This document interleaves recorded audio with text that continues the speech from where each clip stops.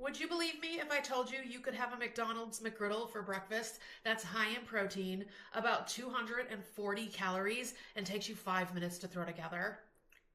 Well, here it is. This is my McGriddle in a mug.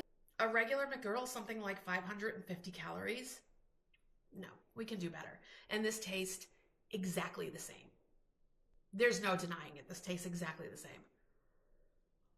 Okay, the first thing you're gonna do is take some sort of microwave safe container. I'm using this 12-ounce ramekin, and just grease it with whatever you want. You can use kitchen cooking spray. I'm using the smallest amount of butter. Oh, you're gonna take any ready to go pancake mix that you want, and you're gonna add it right in here.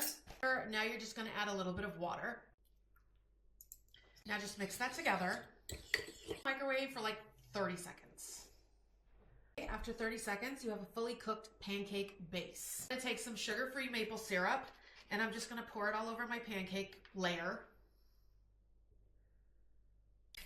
Just take your scrambled egg, pour it right on top.